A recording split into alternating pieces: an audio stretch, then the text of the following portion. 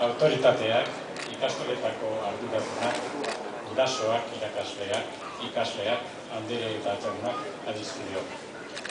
Euskaltzaindiaren izenean, Arabako ordezkari bezala, zuen artean izatea eta zuekin hitz egiteko abagunea dut-hitzea, ohore handia da niretzat, bai niretzat eta baita Patxi Iribarrentzat ere, ona etorri den Arabako euskaltzain osoa, Aramontxekoa dela.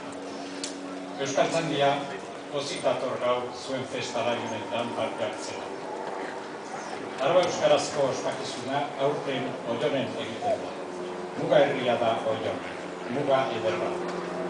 Adibide simboliko bat erabiliz, Oiongo oianeko zuaitz sendo bezala ikusten zaituztet zuek. Hemen zareten San Bizente ikastolako eta ikastola guztietako kideak. Guraso, arduradun, irakasle, ikasle eta alde askotatik etorritako lagunak. Dakizuen bezala, Oiana mota askotako landareek osatzen dute, eta horrez gain, oianez oian aldatuz doa haien osaketa. Ez da gauza bera, Iratiko izei bagadoia, Labrazako pinaduia gaur inutia, esango genuke, zein Oionen litzatekeen arte derreta basoa. Eta hala ere, denak dira oianak, basoak, tokian tokiko landarez osatuta. Euskal Oianekin gertatzen dena, gure herriekin ere horrelako zerbait jazoten da.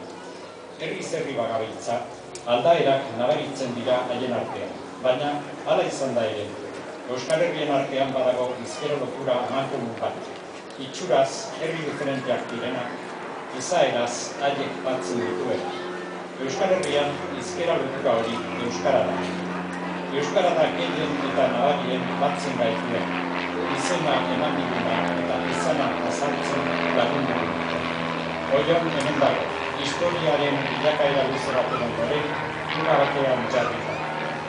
Muga batean izatea, alde askotatik begiratuta, eta batez ere, kulturaren aldetik muga izate horri begiratzen badiogu, egoera hori aukera askoren gunea bertalik ere.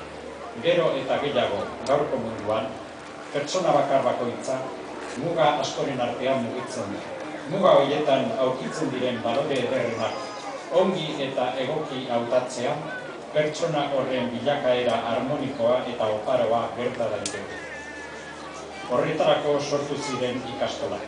Gizon eta emakume euskaldunak sortzeko eta pertsona prestuak osatzeko. Horretan dihardu egunez egun Oiongo ikastola honek. Kementsu ari zarete guztiok hemen, muga herri eder honetan, gizon eta emakume osoak egiten laguntzeko, adore handiz irakasten eta zuen gaur daukazuen hoberena ume eta nerabeei ematen.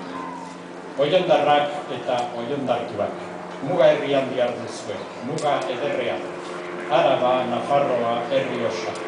Gune aproposa lan mamitsuak egiteko. Hitzaldi hau, Euskaltzaindiaren lemak duenarekin amaituko dut. Ekin eta txarra.